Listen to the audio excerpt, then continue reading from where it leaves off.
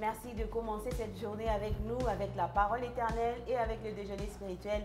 Bienvenue à vous. Merci d'être avec nous pour passer des bons moments ensemble, bien commencer cette journée et dire merci au Seigneur pour le mois qui finit. Déjeuner spirituel, c'est maintenant avec vous, beaucoup de choses à partager. Nous vous savons nombreux à nous suivre, nous, la parole éternelle, nous, ce programme d'animation matinale spirituelle avec vous, sœur Charlène, et avec vous, sœur Bijou.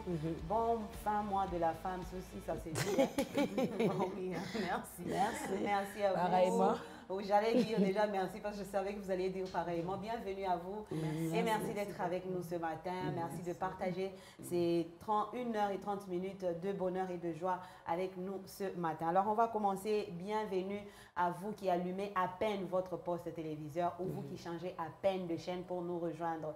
Merci d'être avec nous. Alors on commence par une bonne action de grâce. Juste dire Seigneur, merci. Ces deux mots. Si vous n'allez pas dire beaucoup de mots, dites juste ça avec nous ce matin. Seigneur, merci. On va le faire avec vous, sœur Bijou. Seigneur Dieu bon, Seigneur Dieu fidèle, nous venons te dire merci ce matin, Père. Parce que nous reconnaissons encore que ce matin, tu as été fidèle. Parce que tu as accepté de lever ton soleil sur nous. Ta parole nous dit que tu fais lever ton soleil sous les bons et sous les méchants. Oui, ce matin, tu l'as fait encore, éternel, oh Dieu. Nous te disons merci, Père éternel, pour la force. Nous te disons merci pour le souffle de vie. Nous te disons merci, Père éternel, oh Dieu, parce que tu as permis que ce matin, que nous puissions nous retrouver là, en ces moments, Père éternel, oh Dieu. Voilà pourquoi, Seigneur, oh Dieu, nous venons encore abandonner ces instants entre tes mains. Merci, Seigneur, de nous soutenir. Merci de nous équiper. Merci, Père éternel, pour ces vies qui vont être impactées. Merci pour ces vies, Père éternel, oh Dieu, qui vont être changées, transformées. Merci pour ces frères, cette sœur qui sera encouragée, Père éternel, oh Dieu, ce matin dans sa foi. Merci, Père éternel, oh Dieu, pour toutes ces personnes que toi, tu as décidé, que tu as accepté de relever, éternel, oh Dieu, pour cette journée, Père. Nous te sommes reconnaissants et nous te rendons grâce, éternel, mon Dieu. Et nous te disons merci pour cette particularité, Père éternel, oh Dieu. Car éternel, oh Dieu, au-delà du fait que tous nous allons voir le soleil, Seigneur, il y a une particularité que tu as réservée pour ceux qui te craignent, éternel, oh Dieu, pour ceux qui t'appartiennent. Ta parole nous dit, Seigneur, oh Dieu, que l'ange de l'éternel campe autour de ces personnes, éternel, oh Dieu, afin de les épargner de tout danger, Père. Merci, Seigneur, d'épargner ton peuple de tout danger, Père éternel, oh Dieu. Merci, Seigneur, de nous apporter ton soutien, ton aide et ta force éternelle pour pouvoir affronter cette journée qui nous est inconnue, mais connue de toi. Nous abandonnons toutes choses entre tes mains. Et aujourd'hui encore, nous te disons, Père, que nous te faisons confiance. Merci pour tout. Nous avons ainsi prié au nom de Jésus. Amen. Amen, amen. Bienvenue à vous, Shalom, et bienvenue à vous, Shalom les dames. Alors, nous commençons ce déjeuner spirituel avec un sourire. C'est un bon exercice que nous faisons très souvent chez nous pour bien commencer la journée, surtout si vous vous êtes réveillé du pied gauche ou droit, je ne sais pas. En tout cas, ok, ça c'est quand vous voulez. Ce sourire, c'est ça que vous allez partager avec quelqu'un ce matin. Regardez celui avec qui vous vous êtes réveillé ce matin, au même lit vous étiez ou dans la même maison vous vous êtes retrouvés ce matin. Alors souriez, juste une seconde pour sourire. Et nous, on va le faire encore. Voilà. C'est très facile pour nous, alors que ça soit très facile aussi pour vous, bien-aimés.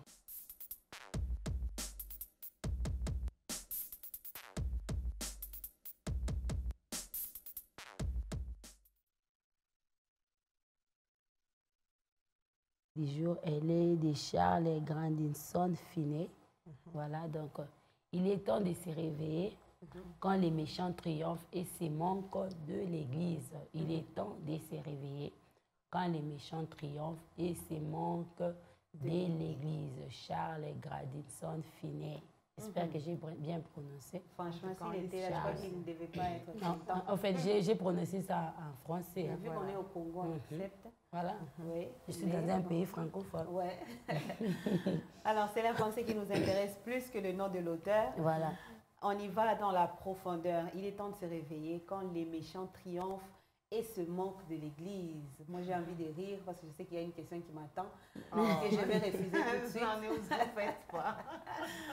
Alors, quand les méchants triomphent, on nous exhorte de nous réveiller, de se mettre debout en tant que des vaillants pour refuser que le méchant ne triomphe de nous. Et ce qui n'est pas du tout bon.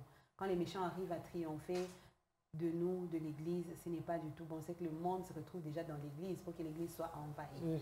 Alors, ce sont les vrais enfants de Dieu qui doivent se mettre debout et prendre les choses en main, si je peux dire ça comme ça. Alors, qui de vous s'élance? Moi, j'étais en train de plus penser, vous savez, comme vous avez ouvert cette petite brèche, vous dites, donc quand les méchants commencent à triompher, c'est que quelque part, le monde est entré dans l'Église et j'ai réfléchi à ces réveils-là. C'est quel genre de réveils? C'est réveiller, commencer à taper les méchants, c'est réveiller, commencer à jouer au même jeu que les méchants, c'est réveiller en prenant les armes pour commencer à combattre les méchants. Je ne crois pas que c'est ça. En tout cas, ce n'est pas de ces réveils-là qu'on nous parle. Moi, je pense qu'on est en train de dire aux chrétiens de se réveiller plus dans la prière, se réveiller dans les attitudes et les comportements, parce que ce qui fait que les méchants commencent à triompher, c'est parce que c'est lui qui, les chrétiens, au fait, a commencé à s'adonner au même jeu que les méchants. Et les méchants, on ne sait plus voir la différence. Comme le Christ a dit, on ne sait plus reconnaître la différence entre les bons et les méchants. Or, la parole de Dieu dit, normalement, on doit reconnaître, on doit voir cette différence-là. Donc, c'est pour dire aux chrétiens, donc il ne suffit pas seulement de te déclarer être chrétien. Se réveiller, c'est se réveiller par les actes, les comportements et la prière. Au-delà de la prière, parce que la prière, je peux le dire, on a l'habitude de la faire. Mais est-ce que cette prière est arrivée à changer nos vies? Est-ce que cette prière-là est arrivée à nous transformer? Est-ce que cette prière-là a arrivé à amener à ce qu'il y ait cette différence-là et que le monde, les personnes qui sont autour de nous, celui qu'on appelle méchant, est arrivé à voir cette différence-là? C'est ça peut-être la question que nous devons nous poser ce matin. En quittant chez nous les matins, certainement chacun de nous, en tant que chrétien, nous avons prié. Mais est-ce que lorsque nous sommes arrivés là où nous travaillons, on sait reconnaître que nous sommes des chrétiens? C'est ça, au fait, le réveil auquel on nous appelle. Que chacun se réveille dans un domaine précis. Voilà. Tu es chrétienne, tu es chrétien, tu es dans un milieu qui n'a rien à voir avec Jésus. Mais il faut que tu fasses la différence par ton comportement, comme tu l'as dit, par ta manière de vivre, pour marquer cette différence, se réveiller pour mettre la différence entre ceux qui servent Dieu et ceux qui ne le servent pas. Il y a toujours des raisons que les chrétiens avancent. Il faut comprendre le milieu dans lequel je travaille. On ne permet même pas à ce qu'on montre ce qu'on est. Ou non, si je dis que je suis chrétien, on va me mettre à la porte et tout. Les chrétiens aujourd'hui a lâché prise. C'est comme ça que l'ennemi triomphe. Il triomphe dans tous les milieux dans lesquels le chrétien se retrouve. Même dans les milieux professionnels, le chrétien peut prouver qu'il est chrétien. Dans un milieu spirituel, même dans l'église aujourd'hui, les païens viennent faire la loi dans l'église parce qu'ils nous amènent leur mode, ils nous amènent leur façon de vivre dans l'église. Pourquoi? Parce que le chrétien veut suivre le pas, comme la sœur Bijou l'a dit, sœur Charlotte. Tout à fait, tout à fait. Le réveil, je crois, dont Charles Finet, Grandson, dont je m'épargne ce nom. Je reste à Charles Finet parce qu'on connaît Charles Finet. J'étais en train de me dire, en tout cas, j'entrais aussi dans votre direction. Le réveil dont il parle ce matin, c'est le réveil où le chrétien ne doit pas tolérer l'intolérable à l'église. Nous le voyons aujourd'hui.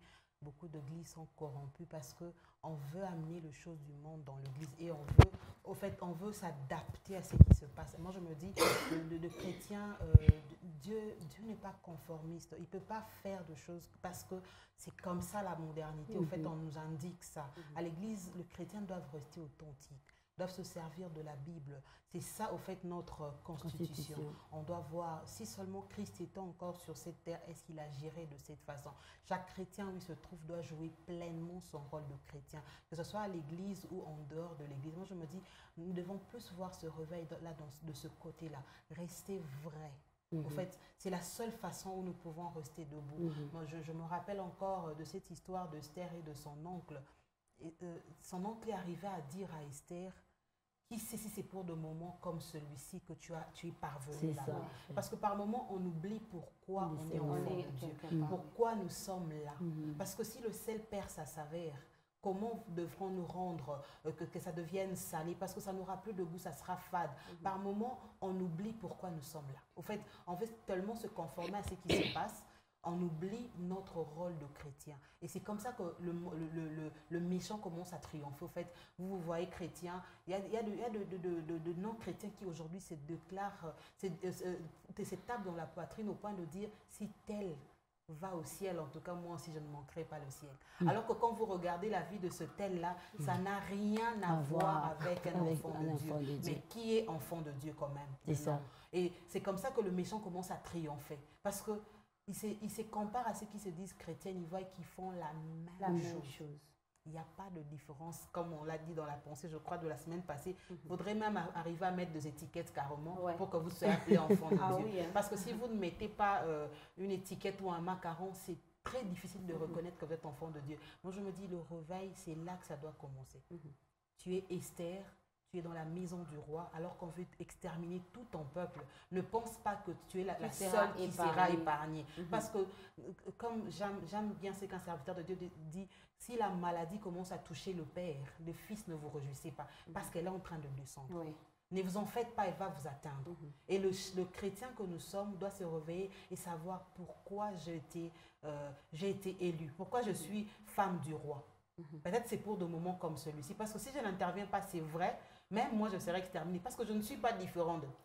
Peut-être le fait, ce qui fait que je sois différent, c'est parce que je suis à la maison du roi en ce moment. Mais quand on va déceler mes origines, je ne serai pas épargnée. Qu'est-ce que je dois faire? Je me lève maintenant, en restant vrai, en servant le Seigneur. Et c'est comme ça qu'on arrive à créer la différence. Au fait, on appelle faux parce qu'il y a la présence de l'original. Voilà. Si le chrétien reste original, suivant Christ, en marchant sur le trace du Christ, je ne pense pas que le méchant... On sera différencié. On sera voir que ça, c'est un enfant de Dieu. Il y aura quelque chose de différent. Il est temps de se réveiller quand les méchants triomphent. Ils ne triomphent pas seulement, mais en triomphant, ils se moquent aussi de l'Église. Ils se moquent, oui, en fait, c'est ça. Ils se moquent de l'Église et finalement, on se retrouve, comme je le disais, je crois, c'est lundi. J'étais avec quelqu'un, je lui disais, mais quand tu dis... Regarde, vu tout ce qui se passe là, je n'ai plus de raison d'être chrétien. Je disais à cette personne, tu n'as pas compris. C'est lui qui a compris. C'est lui qui sait pourquoi le Christ est mort. Comme je disais, c'est lui qui a trouvé un trésor. En tout cas, tu payeras les prix pour garder son trésor. J'étais en train de lire, il n'y a pas longtemps, le livre des Actes. J'ai beaucoup aimé l'apôtre Paul. Paul, il savait marquer la différence, au fait. Partout là où il se retrouvait, même quand il se retrouvait en prison, c'était pour lui l'opportunité de démontrer qu'il servait Jésus-Christ. Est-ce qu'aujourd'hui, c'est ce que nous faisons? Ça m'avait marqué. Emprisonné, mais il trouve l'opportunité de parler de Christ. On l'amène pour les juger. Au lieu de commencer à se défendre, lui, il trouve l'opportunité pour parler de Christ. Et c'est ce que nous faisons aujourd'hui. Ou bien nous, les chrétiens d'aujourd'hui, quand on se retrouve devant les gens, on cherche d'abord à sauver notre peau. J'ai aimé ce que la sœur Charlène a dit. Est-ce que tu sais pourquoi tu es là? Paul au moins savait pourquoi il était là. Il savait pourquoi il partait pour Rome. Il savait qu'il allait pour Rome pour une mission. La mission, c'était parler de Jésus-Christ. Alors voilà pourquoi il pouvait se retrouver là. Au lieu de sauver sa peau, il parle de Christ. Il se retrouve dans les bateaux. Au lieu de sauver sa peau, il parle de Christ. Voilà pourquoi, lorsqu'il parlait de Christ, Christ aussi savait les défendre. Il se retrouve quelque part, les serpents, mais parce qu'il était vrai au fait. Il était vrai. Voilà pourquoi Dieu pouvait même les défendre. On pensait qu'il allait mourir, on dit le serpent est tombé. Pourquoi? Parce qu'il savait pourquoi il était là. Est-ce que nous, les chrétiens, aujourd'hui, nous savons pourquoi nous sommes là? Est-ce qu'on sait pourquoi on est là? Ou bien je suis là seulement parce que je vais sauver ma peau. Quand ça commence à coincer, je vais sauver ma peau. Non, ici, d'abord, il faut que je sauve ma peau, ma kamwanza, mais je verrai après. Non, Paul est parti, il a laissé les empreintes, il a laissé les marques. Il pouvait parler de Christ. Au lieu de sauver sa peau, il parle de Jésus. Je pense qu'il y avait autour de ces personnes-là, il y avait des gens qui ont entendu et qui ont accepté le Seigneur Jésus-Christ. Parce qu'il a su marquer la différence. Est-ce que nous, aujourd'hui, on sait marquer la différence? Ou bien c'est parce que je me retrouve devant un gros chèque qu'on me propose. Je prends d'abord les Christ et je le mets de côté. Je signe d'abord les chèques et puis après, je rentre. Je sais que il m'a donné la voix, je vais me comporter comme un musicien chrétien, je vais chanter et puis après je vais parler un peu en langue et puis c'est fini. Wow. Alors on doit prendre les choses en main en tant que chrétien et refuser que le monde triomphe. De ce manque de... Et ce manque on ne peut pas se manquer de notre Dieu. Comment est-ce qu'un jeune de 17 ans, un petit là qui s'appelait David, il ne pouvait pas accepter, il n'avait que 17 ans, mais il ne pouvait pas accepter que l'ennemi triomphe et que l'ennemi ne se moque de son Dieu. Wow. Il savait, il connaissait son Dieu et surtout il connaissait ce que lui était. Il se disait que je suis un enfant de Dieu, je ne peux pas accepter que quelqu'un se lève pour dire du mal de mon Dieu, et même pas de mon Dieu, de l'armée de l'Éternel. Seulement Amen. Parce que quelqu'un pouvait se moquer de l'armée de l'Éternel. Lui s'est levé. Donc c'est quelqu'un qui se moque de l'Église. Lui, ce petit de 17 ans, se lève pour dire non à cela. Et il était seul. Il n'avait le soutien de personne, même pas de sa propre famille biologique. Tout le monde était contre le petit David. Tout le monde pouvait le décourager. Ah, oui. En tout cas, même l'armure qu'il pouvait porter était contre lui. Parce qu'il a essayé même de porter une armure pour aller combattre. L'armure a refusé son corps parce que c'était trop grand. Il s'est dit, je vais avec la force que j'ai. La force qu'il avait, c'était le nom de Dieu qu'il avait. Amen. La force qu'il avait, c'était Dieu qu'il avait, qui marchait avec lui. Et c'est ça que nous devons faire, nous, enfants de Dieu, se lever et dire non à ceux qui se moquent de l'Église, à ceux qui triomphent contre l'Église, parce que ça ne peut pas se faire. Ça ne peut pas se faire. J'aime cette partie-là de David. Toujours dans l'histoire de David, je me suis rappelé, alors que j'étais en train de parler de se moquer de Dieu, je crois dans le livre de 2 Samuel, mais de 1 Samuel d'abord, où le fils de Élie était en train de profaner la maison de l'Éternel. Parfois, il vivait même la débauche dans le lieu sacré. Et leur père ne faisait rien. Moi, je me dis, ce sont de chrétiens comme ça qu'on refuse. Ce sont de chrétiens comme ça que Charles Finet est en train comment je vais dire, de condamner ce matin. Mais on a vu encore plus tard dans 2 Samuel où on parle de Cham. Moi, je me dis, parfois, défendre, c'est aussi se battre. Parce que parfois, c'est nécessaire. C'est vrai que ce n'est pas toujours évident, mais par moments, comme David, il s'est levé, il s'est battu. Il pouvait bien prier. Il pouvait bien prier, Dieu pouvait tuer Goliath d'une autre façon que par la pierre. Mais par moments, il faut aussi se battre pour des choses sacrées, pour l'intérêt de notre Dieu. Chama l'a fait. Il s'est tenu... Avant eux, il y avait des gens qui étaient plus forts. Mais lui, il s'est tenu dans le champ de Philistins, dans le champ de lentilles, et il a battu les Philistins. Et après, on a vu que Dieu a donné la victoire. Par moments, c'est ça. Nous voyons des gens qui viennent à l'église en train de profaner l'église sacrée. Même des gens qui amènent de l'alcool peut-être jusqu'à l'église. Mais on ne sait rien faire. En fait, on se dit, bon non, il faut être tolérant. Il faut comprendre. Ne vous en faites pas. Venez tel que vous êtes au Seigneur. Il y a des gens qui abusent. Mais à l'église, on a perdu le sens du sacré. Grave. Et nous, les enfants de Dieu, nous sommes là, comme de laxistes, on se dit non, ça va aller, on aura le temps, on va prier. Non, par moment, tu prends cette bouteille, tu le mets dehors. Tu prends cette personne, tu le mets dehors. Au fait, tu ne vas pas, ce n'est pas un péché au fait. On ne peut pas accepter. Il y a des choses que tu ne peux pas accepter parce que tu es enfant de Dieu. Parfois, il faut agir. Voilà. Tu pries, mais tu prends aussi le balai, tu balayes, tu prends le fils de Élie, tu le mets dehors. Parce que c'est la maison de l'Éternel. C'est comme ça que Dieu a dit à Élie qu'il était en train d'honorer ses fils plus que lui. Parce qu'il était en train de voir. Et on a vu le prix qu'Élie a payé. Il n'y a pas que les enfants qui ont été punis. Lui-même aussi a été puni. Et toute sa génération, parce que le bâton de commandement a changé, est parti chez Samuel. Il n'était pas de la famille biologique d'Élie.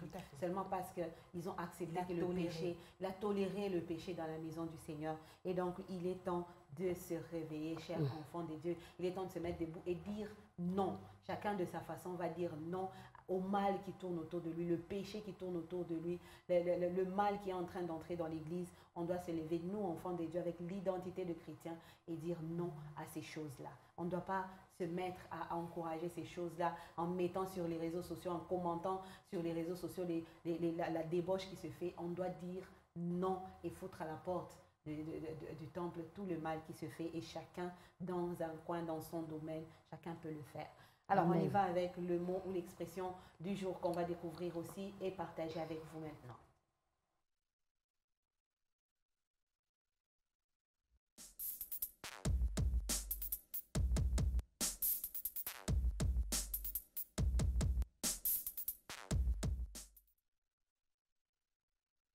Donc, on découvre l'expression du jour.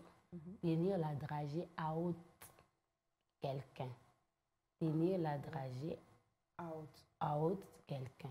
C'est quoi, c'est ça? Ouais, c'est ça. C'est ça. Tenir tête à quelqu'un en montrant son pouvoir. Voilà. Je crois que j'étais en train d'en parler hier.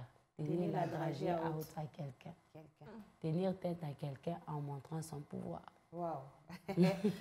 C'est ce que j'appelle le français des Français. Ah oui. Vraiment, c'est juste si on est en train d'entrer dedans pour arriver à enrichir notre vocabulaire. Voilà. En tout cas, il faut arriver à tenir la dragée aux gens qui amènent le mal dans l'église. Ah ben oui. Je suis un peu perdue. Tenir tête à quelqu'un en montrant son pouvoir. On est enfant de Dieu, on a un pouvoir en tant qu'enfant de Dieu. On doit tenir tête au péché, tenir tête au mal, refuser le mal, refuser que le mal entre dans les temples. Et on peut dire ça comme ça, tenir la dragée quelqu'un. Pas à quelqu'un, tenir la dragée quelqu'un. Je tiens quelqu'un, je tiens Bijou la dragée. Pas tenir à quelqu'un, mais tenir quelqu'un. La dragée à quelqu'un. Non, tenir la dragée quelqu'un. Je crois que c'est ça. Tenir dragée. Tenir la dragée haute à quelqu'un. Voilà. Tenir la dragée haute à quelqu'un. Oui. Tenir la dragée haute à quelqu'un. Donc, garder une certaine rigueur. Je peux dire, si il faut qu'on aille dans le sens de la pensée du jour. Tenir tête à quelqu'un comme ça s'explique. Donc, refuser de céder, refuser de lâcher prise sur une décision quand on sait qu'on est dans le vrai. On continue à tenir la dragée haute parce qu'on sait qu'on est dans le vrai.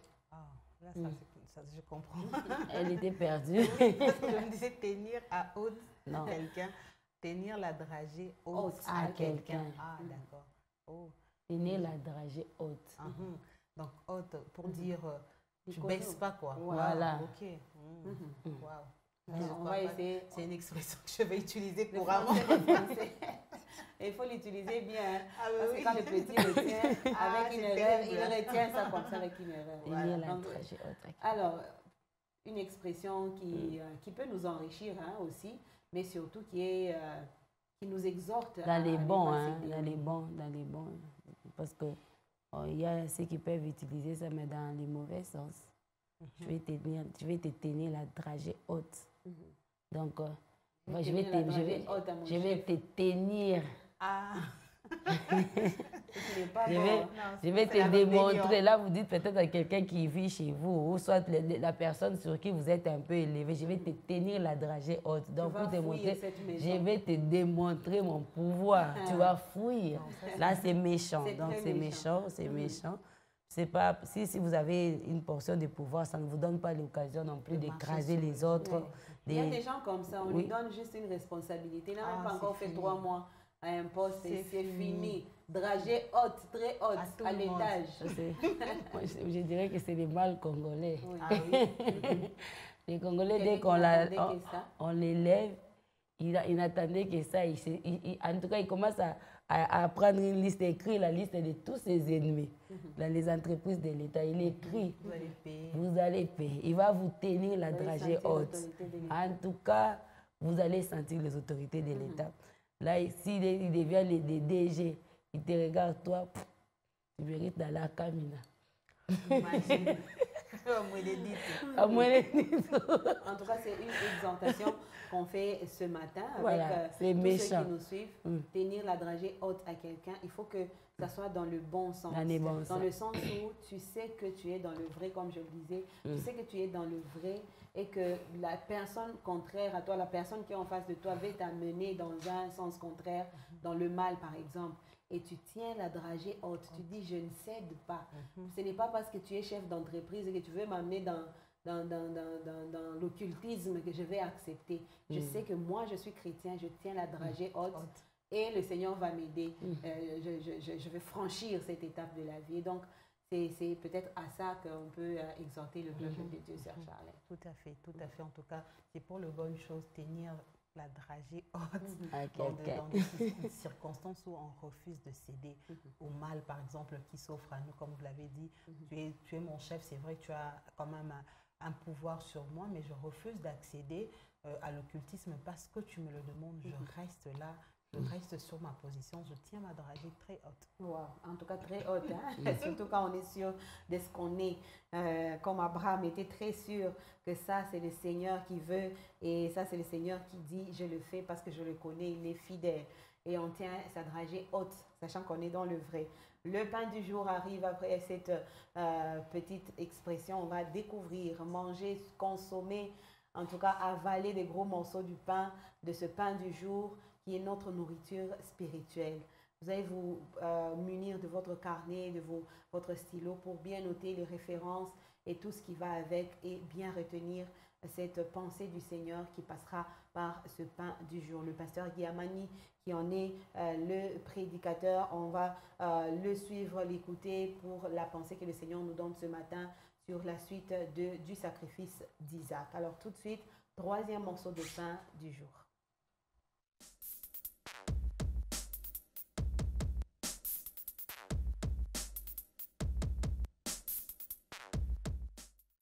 Et voilà le pain du jour d'aujourd'hui, un bon morceau de pain pour compléter tout ce qu'on a eu depuis le lundi. Alors avec vous, mesdames, on a suivi la parole du Seigneur. Le Seigneur donne. Quand il demande, il faut qu'on ait aussi cette facilité de donner.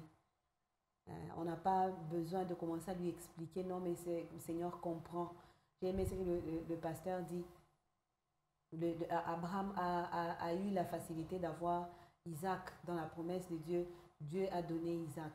Quand il fallait aussi que lui donne, il n'a pas discuté parce qu'il savait que c'est le Seigneur qui avait donné. Et ces jours-là, Isaac pouvait lui demander après cette épreuve, comment est-ce que tu pouvais me sacrifier? Moi, je suis ton enfant. Comment est-ce que tu pouvais me sacrifier? Mais Abraham pouvait lui dire, non, je t'avais dit que Dieu pourvoira. Abraham avait répondu, avait donné cette réponse par la foi, que Dieu pourvoira. Et c'est vrai, ce jour-là, Dieu a pourvu.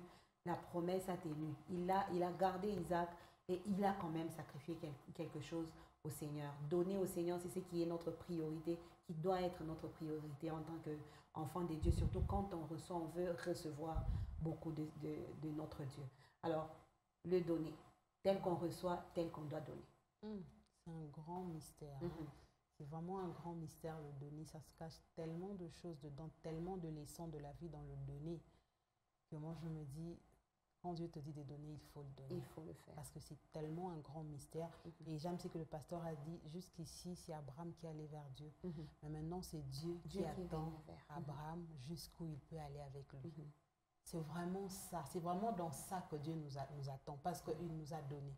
Il nous a rempli de tout ce qu'il remplissait. Je me rappelle encore dimanche, alors qu'on était en train de prier, on parlait de donner. Parce qu'il y a des gens, quand ils viennent à l'église, toutes les parties de l'église, c'est très bien. Hein, Roa est unique. Mais quand ils arrivent seulement à l'heure de l'offrande, ça devient un problème. En fait, les cultes deviennent du coup désagréables. Trop fait. En fait, on donne plus l'importance à ce que Dieu nous donne. Et on ne veut pas le lui rendre. On oublie que c'est lui qui nous a donné. Moi, je me dis, Abraham avait compris, comme il a répondu à Isaac, comme vous venez de le dire, que Dieu pourvoira. En fait, il avait tellement confiance en ces dieux-là. Moi, j'étais en train de me dire, quand j'écoutais ce pain, je me disais, bon, en fait, Abraham se disait, c'est vrai qu'Isaac peut mourir aussi. Hein? Supposons qu'il meure. Mais Dieu qui a donné un Isaac peut donner aussi 10, peut donner aussi 20. Je ne sais pas si ma femme va concevoir de tripler ou de, je ne sais pas moi, de quintupler, parce qu'il est capable de donner. Il est même capable de ressusciter, c'est Isaac. Oui, je peux même le tuer et il le ressuscite. En fait, c'est à ce moment, c'est à ce point-là que nous devons arriver en donnant au Seigneur. Dieu qui t'a donné $1000, il peut te donner 10 000. Il peut même te donner 25 000, même 30 000. En fait, on reste tellement cramponné sur le 10 000, on a tellement mis tous les projets sur table. Mais ce que l'homme oublie, c'est que plus on reçoit, on a toujours tendance à vouloir recevoir plus, au fait. Mais alors qu'on ne donne pas, on n'aura pas où mettre ce que Dieu va nous donner. C'est que je me rappelle même encore de mamie sur ce plateau, sur ces fauteuils d'ailleurs. Elle était en train de nous expliquer avec les verres de jus qui étaient sur la table. Elle avait 2 verres de jus. Elle a pris tous les 2. Elle a dit, c'est ce qui se passe au fait avec des gens qui ne donnent pas. Si on a 2. Et elle a rempli. Dieu te remplit au fait. Remplit ton verre, remplit l'autre. Et finalement, il va encore te donner. Mais où est-ce qu'il va le mettre? Il veut bien te le donner. Enlever, il veut bien te le donner, mais tu vas le mettre où? Il faut que tu donnes pour qu'on remplace au fait. C'est ce qui se passe dans le mystère de donner. Pour que ça vienne, il faut que ça sorte. Oui. Au fait, on ne comprend pas ce chose. C'est pourquoi on reste encore là. En fait, Dieu a vu en nous un milliardaire, mais on reste seulement dans le niveau le plus bas. Au fait, on est bien, on mange, on a construit. Alors que Dieu est en train de voir autre chose. Mais puisque nous, on reste dans ce qu'il nous a donné, on ne veut pas le lui rendre. Il n'y a pas moyen qu'il augmente encore la dose. Donc, on doit comprendre qu'il y a un grand mystère dans le donner, et Abraham avait compris. Et c'est ce qui lui a valu d'être un père de multitudes. Oui. Parce qu'on va dire nous tous aujourd'hui que nous sommes descendants d'Abraham. Si seulement il pouvait ressusciter et voir que nous tous nous sommes ses enfants, nous venons de lui. Ah oui. C'est ça maintenant, c'est ça aussi la grande question, ce que nous faisons comme notre père Abraham. Wow. Et donc, on se pose trop de questions, comme on l'a dit hier, quand il s'agit surtout de donner au Seigneur. Seigneur, comment je vais faire? On commence à faire beaucoup trop de calculs. Le pasteur a dit quelque chose aussi que j'ai aimé. Il dit que celui qui pose une épreuve, celui qui pose un examen, il a déjà les réponses. Il n'y a aucun professeur dans ce monde qui peut poser une question à un élève, mais lui ne connaît pas la réponse. Il attend que cet élève-là réfléchisse et lui donne la réponse. Non, il a déjà la réponse. Donc, toutes les questions qu'Abraham pouvait se poser, Dieu avait déjà les réponses. Même les questions que Dieu pouvait poser à Abraham, est-ce que tu peux me donner ton enfant? Est-ce que tu es capable de me montrer que tu m'aimes? Le Seigneur avait déjà la réponse. Il savait qu'Abraham irait jusque-là. Il le savait. Mais tout ce qu'il voulait, c'est voir l'attitude, la réaction d'Abraham. Est-ce qu'Abraham va vraiment le faire? Je veux voir ça. Ça lui plaît de voir les actes que nous posons, même s'il connaît déjà en avance les actes que nous allons poser. Mais c'est bon de le faire parce que le Seigneur veut voir ça. Il veut voir ça. Et c'est là, c'est qu'un enfant de Dieu peut arriver à faire. Le Seigneur t'a donné. Mais pour lui donner, et comme il passe, c'est très difficile. Mais il veut voir seulement que tu peux aussi facilement sortir de ce verre. Tu verses encore pour qu'il remette quelque chose dedans. Il veut juste voir ça. Waouh! Il a toutes les réponses et il connaît toutes choses. Il attend. J'ai aimé cette partie. Il attend ta réaction pour voir si tu donneras la même réponse que lui. C'est ça, au fait. Les professeurs qui posent la question à l'élève, qui envoie l'examen aux élèves, il a les réponses. Qu'est-ce que les professeurs attendent? Que l'élève réponde à la première question, telle que lui a appris à l'élève et il a déjà la réponse. C'est ce que les professeurs attendent. Donc, en fait, c'est ce que le Seigneur attend de nous. J'ai aimé, j'étais en train de vous dire dans les coulisses, j'ai dit, les épreuves, en tout cas, ce n'est pas facile, ce n'est pas évident. Surtout quand tu vis dans ces mondes, en tout cas, à moins que tu décides d'aller vivre dans la forêt équatoriale et traverser ton épreuve là-bas. Peut-être que tu pourras rencontrer des lions, vu qu'ils ne savent pas parler, peut-être qu'ils ne te poseront pas de questions par rapport à l'épreuve que tu traverses.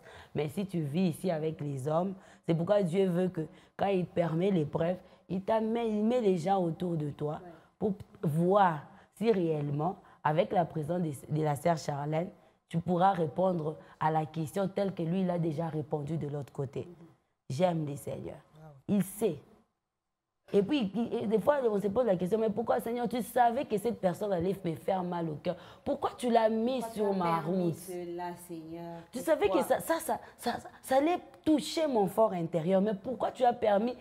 Non, ne lui dis pas pourquoi il a permis. J'étais amenée dans les déserts pour savoir si tu m'aimes réellement. J'étais amenée là. Donc c'est ça, au fait, le Seigneur.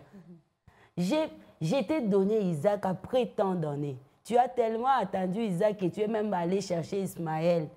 Mais j'ai fini par te donner Isaac. Juste après Isaac, pendant que tu es dans la joie, pendant que tu es tellement content d'avoir reçu Isaac, je t'ai dit, Abraham, prends Isaac et offre-moi Isaac. Remets-le-moi, puisqu'on va dire ça comme ça. Voilà, rends-moi Isaac, au fait. C'était ça, au fait. Prends Isaac, tu me rends Isaac. C'est ce que le Seigneur a fait avec Abraham. Le Seigneur attendait seulement la réaction d'Abraham pour qu'Abraham commence à dire, Nzambe penza. Rien. Tu as même demandé à ce que Ismaël puisse partir. Maintenant, quand tu vas les prendre, pour que je reste encore à attendre 9 mois. Pour que je cherche un autre Ismaël en attendant. Voilà. 9 mois. Tu devais me laisser avec Ismaël. 9 mois, que j'attende encore 9 mois. Si ça sera même possible. Le Seigneur attendait simplement qu'Abraham réponde à la même question, à la même réponse que lui avait déjà. Est-ce que nous sommes prêts? Oh, c'est pourquoi tu permets. Aujourd'hui, j'ai rencontré quelqu'un qui m'a fait tellement honte. Pourquoi tu as... Des fois, on arrive même à pleurer. On dit à Dieu, pourquoi tu as permis? Oui, il a permis pour voir. Pour savoir comment tu vas réagir. La réponse que tu vas donner à cette question-là. Parce que la parole de Dieu dit, il ne permet jamais rien qui ne soit au-dessus de nos forces. Moi, des fois, il m'arrive de dire, Seigneur, comme tu as permis, c'est que tu m'as donné plus de force que j'ai là maintenant. Alors, si je sens que ça baisse, rajoute encore. Parce que c'est toi qui as permis. Le Seigneur est bon. Le Seigneur est bon. Le Seigneur est bon, il est merveilleux. Il est merveilleux. Quand il pose une question, il connaît la réponse. La réponse. Et il sait qu'on est capable aussi de répondre à cette question. Il sait qu'on est capable de répondre à sa demande. Voilà. Il sait qu'on est capable. Effectivement. Il ne peut pas nous demander ce qui est impossible. Ce qu'il demande, il sait que c'est possible. Il savait que c'était possible qu'Abraham cède Isaac. Mais il savait aussi que c'était impossible que Sarah cède Isaac. C'est comme ça qu'il a permis, il a donné la capacité à Abraham de bien gérer cette information parce que l'incapacité de Sarah était connue de Dieu. Et la capacité d'Abraham était connue de Dieu, de gérer l'info, d'arriver jusqu'à bout. Relation personnelle. Oui, mais c'était juste un plaisir pour le Seigneur de voir la réaction d'Abraham. Et Abraham est allé jusqu'au bout. Le pasteur l'a dit, il imagine que quand Isaac est descendu de ce truc qu'on a construit pour le sacrifice, il a commencé à poser la question à son père, mais papa, vraiment tu allais me tuer, tu allais vraiment me sacrifier. Et Abraham avait déjà la réponse. Parce qu'il avait, c'est une réponse qu'il avait donnée déjà à Isaac. C'est comme ça qu'on l'appelle père de la foi. S'il faut qu'on fasse comme Abraham, commençons déjà par poser les actes que lui a posés. Ce sont des choses qui restent aussi dans les cœurs de nos enfants. Il y a aussi un bel exemple là-bas, Maman Valentine, parce que ça reste. Isaac, en grandissant, même devenu père, il savait que son père avait un Dieu. Un Dieu vivant. Un Dieu vivant, un Dieu puissant. Il était capable de tout faire pour son Dieu. Voilà, il était capable de tout faire pour son Dieu. Voilà pourquoi même quand Rebecca n'arrivait pas à concevoir, il est allé prier les dieux de son père. Parce qu'il a vu les dieux de son père en action, en fait. C'est très important. Waouh, c'est vraiment ça. Ça m'a plu. Parce qu'on a vu comment les choses se sont déroulées. Isaac a vu la preuve. Que son père servait un Dieu véritable. C'est comme ça que le Dieu d'Abraham est devenu aussi le Dieu d'Isaac. Le Dieu d'Isaac est parti devenir aussi le Dieu de Jacob. Donc, c'est comme ça. C'est parti. Et tous ces enfants ont agi comme leur père agissait. Voilà. Pourquoi aujourd'hui nous on va devenir enfants d'Abraham dans la foi pendant que notre foi est petite comme ça. Et Abraham avait quel genre? Il a vu les dieux de son père qui est... À la place de l'enfant, c'est les béliers qui apparaissent et l'enfant rentre à la maison.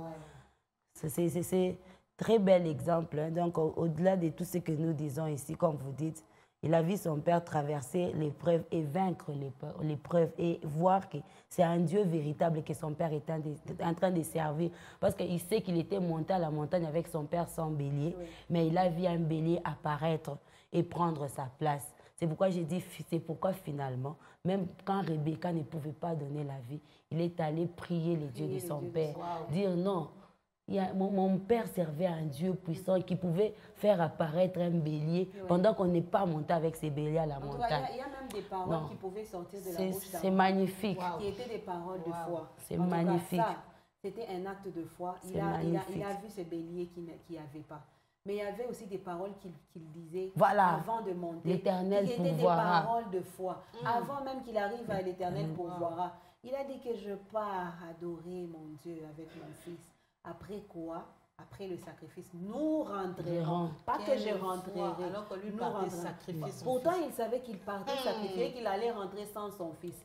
Mais il a dit qu'après quoi, nous descendrons, nous rentrerons. Donc, c'est une parole de foi dans l'inconscience. Donc, Abraham, même en lui, dans son sang, là, il y avait la foi. Je me dis que même dans son inconscient, il y avait la foi. Il pouvait poser, il pouvait dire des choses. Il n'est pas sûr que ça va arriver, mais il le dit. Et c'est cela, je crois que c'est cela que chaque fois qu'il déclenchait un miracle. Parce qu'il avait déjà lancé la parole était déjà partie. Le Seigneur devait accomplir cela. Le Seigneur devait le laisser rentrer avec Isaac. Parce qu'il avait déjà dit qu'après quoi nous allons rentrer. Et l'Éternel pourvoira. Il fallait que le Seigneur pourvoie parce que son serviteur avait déjà dit qu'il pourvoira. Et il a pourvu. Et après quoi, ils sont rentrés. Donc, ce sont des choses que nous pouvons prendre d'Abraham si nous disons vraiment que nous sommes des enfants de la foi d'Abraham. Oui, voici même l'héritage que nous devons laisser à nos enfants. Notre Dieu. Servir notre Dieu. Très important. Parce qu'il y a tellement d'héritages qui sont éphémères, d'héritages qui sont éphémères que nous laissons à nos enfants qui périssent après les années. Nous oublions de laisser ce qui est plus important. Notre Dieu. Nous avons servi un Dieu fidèle. Et on le voit même dans la Bible, comment les autres s'y vantent de Dieu, de leur Père. Parce qu'ils savaient que ce Dieu-là était tellement fort et grand. Amen. Que c'est le Dieu que je peux montrer à mes enfants. Je me dis, chaque parent qui nous regarde en ce moment doit prendre ces paroles en compte. Amen. Laissons à nos enfants l'héritage d'un Dieu véritable. En fait, tu peux laisser l'argent si tu en as, mais si tu n'en as pas, montre à ton enfant simplement ton Dieu. Quand il sera en difficulté, il saura revenir. J'ai vu des enfants qui prient pour leur père, pour leur mère. Un enfant qui ne connaît même pas grand-chose de Dieu, mais qui sait simplement que Dieu guérit. Vous verrez qu'il a même ses amis à l'école qui sont malades. Non, je vais prier pour mon ami. Cet enfant-là, quand il grandit, sait qu'à chaque fois qu'il est malade ou quelqu'un est malade, il va prier Dieu et Dieu va le guérir. Peu importe, j'aime ce que notre papa dit, non, le pasteur Atoms, quand il est passé, il a dit, il y a des choses qu'on n'a pas, qu'on manque l'argent pour résoudre. Mais on peut faire la prière et la prière peut résoudre ce chose. Par moment, on n'a pas toujours besoin d'argent. On a besoin seulement de prier un Dieu véritable. Amen. Un Dieu véritable. Amen. Amen. En tout cas, on dit Amen. Le Seigneur est bon. Beaucoup le Seigneur est bon. Il y a beaucoup de choses à dire dessus que nous pouvons dire demain après-demain. Mais aujourd'hui, on peut se dire que le Seigneur est bon. Si nous suivons à la lettre, c'est de ça qu'on parlait hier. Si nous sommes obéissants dans les moindres détails, le Seigneur aussi sera fidèle dans les moindres détails. En fait, la fidélité de Dieu détaille, une fidélité détaillée et aussi dépend aussi de notre obéissance détaillée. Si on devient comme Abraham, c'est Abraham qui obéissait dans les détails. Vous allez voir que même dans les promesses de Dieu, il va commencer à les accomplir dans les détails. Dans les moindres. Il doit nous honorer dans les détails. Wow. Et nos paroles, toutes les paroles qui sortent, nos désirs qui viennent de nos cœurs seront accomplis dans les détails par le Seigneur parce qu'on l'a obéi dans les détails. Et le Seigneur veut ça. Bonjour ma chaîne, juste marquer ma présence, frère Fatin depuis Golfe les Bâtons. Merci beaucoup frère Fatin et merci d'être avec nous ce matin, que le Seigneur vous bénisse. Sœur Gina Moite, voici les preuves, Maman Valka. Le Seigneur a besoin, par exemple, de sublime. Quelle est votre réaction, franchement? Non, merci. Merci beaucoup, Sœur Gina. Ah là là, merci beaucoup. Il faut être Abraham pour arriver à faire ce qu'Abraham a fait. Et nous faisons un effort pour arriver à ce point-là. Nous faisons un effort pour arriver à la perfection. Même dans la foi, arriver à accomplir ces grandes choses-là dans la foi. On te demande un enfant aujourd'hui, que le Seigneur te dise, dans le contexte d'aujourd'hui, là, que le Seigneur te dise, prends ton unique là et donne. En tout cas, que le Seigneur nous aide à arriver à ce point-là, au point où Abraham était arrivé. Parce que ce n'est pas quelque chose de simple que Abraham a fait. Il n'a pas fait quelque chose de simple, ce n'était pas facile.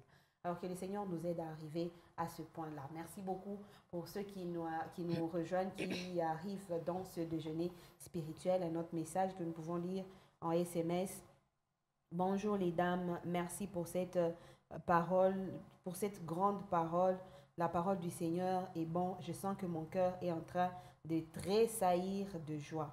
Que le Seigneur vous bénisse. Merci beaucoup. Amen. On dit Amen.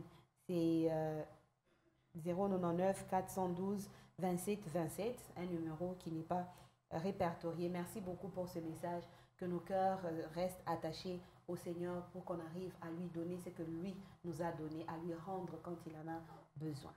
Alors après ce pain du jour que nous allons continuer demain avec les dames, on peut prendre le...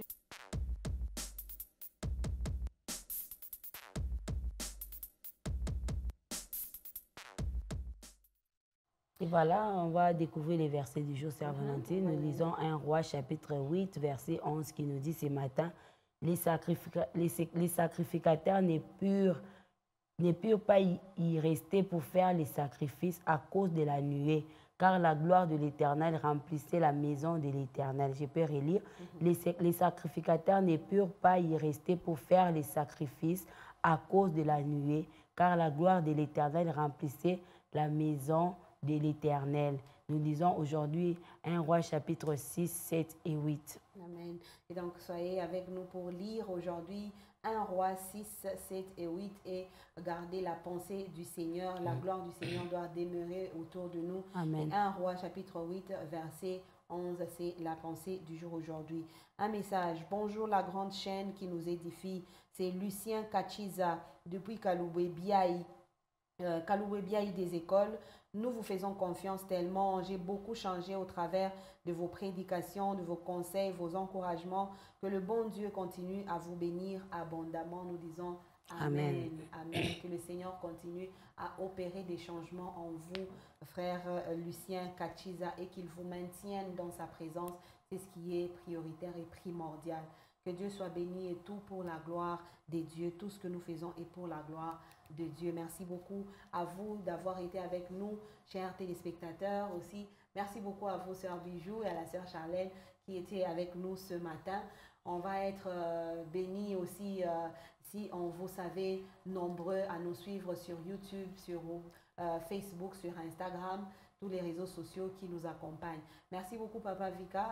J'espère que tous ceux qui nous ont suivis, qui ont besoin de précisions, peuvent passer au bureau de Galles pour avoir des précisions. Mais aussi, si c'est compliqué pour vous, passez par la parole éternelle. On peut toujours vous mettre en contact avec Papa Vika, qui est de la parole éternelle Kolwezi et qui nous a rejoint aujourd'hui pour vous donner des précisions par rapport à cela. Au revoir, sœur Bijou. Au revoir. Et au revoir. Merci beaucoup à vous. On se retrouve donc demain à partir de 8h00. Shalom.